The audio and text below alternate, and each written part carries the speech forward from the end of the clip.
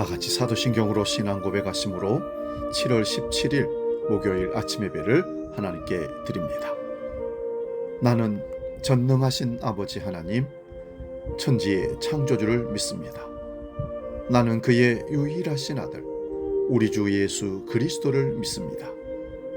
그는 성령으로 잉태되어 동정녀 마리아에게서 나시고 본디오 빌라도에게 고난을 받아 십자가에 못 박혀 죽으시고 장사된 지 사흘 만에 죽은 자 가운데서 다시 살아나셨으며 하늘에 오르시어 전능하신 아버지 하나님 우편에 앉아 계시다가 거기로부터 살아있는 자와 죽은 자를 심판하러 오십니다.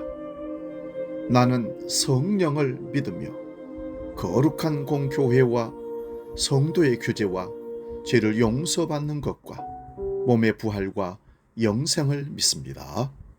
아멘. 찬송가 83장 나의 맘의 근심구름 함께 찬송합니다.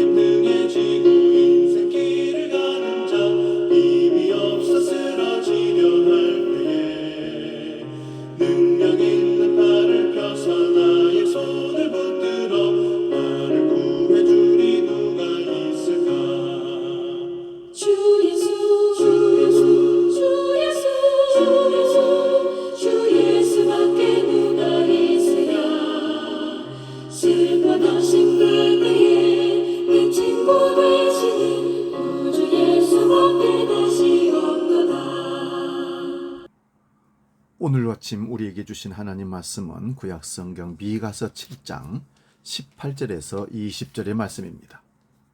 구약성경 1297면에 있습니다.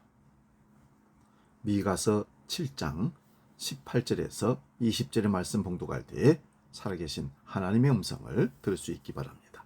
구약성경 1297면에 미가서 7장 18절에서 20절 지금 봉독합니다. 주와 같은 신이 어디 있으리이까? 주께서는 죄악과 그 기업의 남은 자의 허물을 사유하시며 인애를 기뻐하심으로 진노를 오래 품지 아니하시나이다. 다시 우리를 불쌍히 여기셔서 우리의 죄악을 발로 밟으시고 우리의 모든 죄를 깊은 바다에 던지시리이다.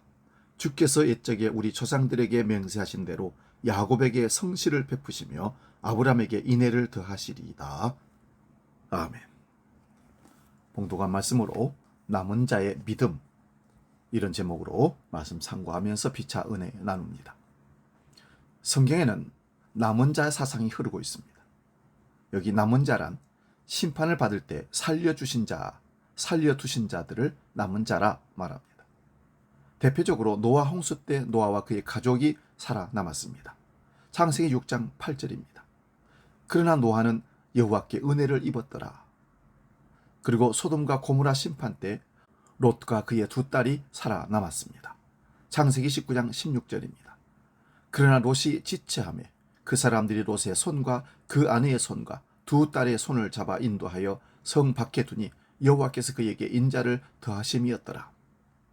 그리고 이스라엘이 가나안에 들어갈 때 여호수아와 갈렙만이 가나안 땅에 들어갑니다.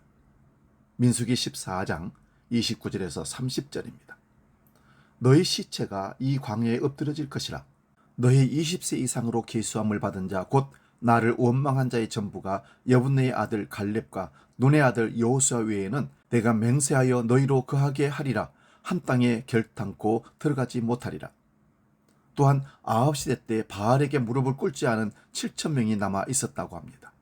열왕기상 19장 18절입니다.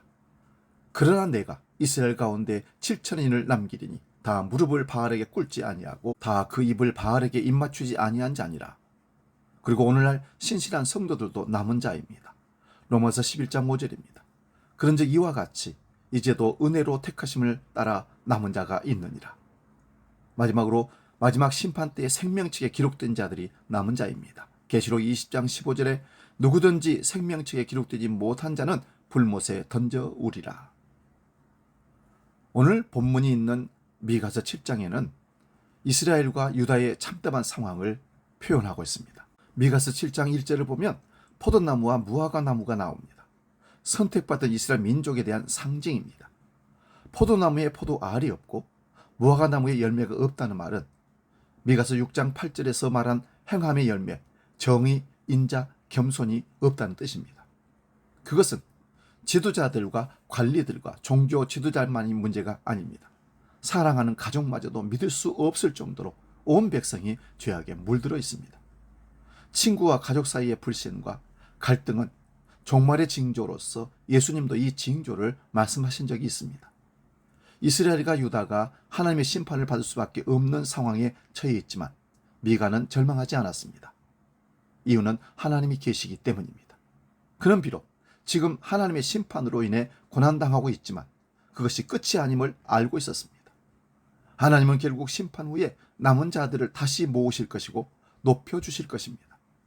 그런 소망 가운데서 미가는 하나님께 백성의 목자가 되어달라고 14절에 간구합니다. 하나님께서는 애굽에서 그들을 구해내신 것처럼 다시 그들을 구해주실 것이라고 15절에서 응답하십니다. 그 응답을 듣고 미가는 하나님께 감사와 찬양의 고백을 올려드립니다. 심판은 하나님의 마지막 행동입니다. 심판 후에 그분은 소수의 남은 자들을 통해서 하나님의 구원 역사를 계속 이어가십니다. 심판에서 목숨을 건진 사람들이 자동으로 남은 자가 되는 것은 아닙니다. 믿음이 좋은 사람들만이 심판에서 살아남는 것도 결코 아닙니다. 하나님의 심판이 시작되면 의로운 사람들도 악한 사람들과 함께 재앙을 당합니다. 심판에서 살아남는 자들 중에는 악한 사람들도 있고 의로운 사람들도 포함되어 있습니다. 악한 사람들은 심판에서 살아남아도 별로 달라지지 않습니다. 하지만 의로운 사람들은 고난의 풀무불을 지나면서 더욱 거룩해지고 순결해집니다. 그래서 하나님께서 쓰시기에 합당한 그릇이 되는 것입니다. 남은 자들은 모두가 절망할 때에도 희망을 가지고 주님을 바라봅니다. 원수들이 너희 하나님이 어디 있냐고 묻고 조롱할 때도 결코 흔들리지 않는 믿음을 갖고 있습니다. 지금 당하고 있는 고난이 하나님에게서 온 것이면 그대로 당해야 한다는 것을 알기 때문입니다. 그 재앙은 그들이 영영 버림받았다는 뜻이 아님을 알기 때문입니다. 그것은 사랑의 역설적인 표현입니다. 그러하기에 그들은 고난 중에 하나님의 사랑을 더 절절하게 경험했던 것입니다. 그 고난을 통과한 후에 그들의 믿음은 정금같이 빛나고 강철같이 견고해집니다. 이런 것을 알기에 고난이 온다 해도 달게 받겠다고 말하는 것입니다. 성숙한 믿음은 고난을 피하려 하지 않습니다. 고난만이 줄 수 있는 선물이 있음을 알기에 고난이 닥쳐올 때 기대하는 마음으로 대면합니다. 그런 믿음이 남은 자를 만들어냅니다. 우리가 남은 자이기를 원합니다. 그러려면 끝까지 견디는 믿음, 또한 그 고난 속에서 심판을 통해서 하나님이 역사하실 놀라운 구원의 회복의 은총을 바라볼 수 있는 소망이 우리 가운데 있어야 할 줄로 믿습니다.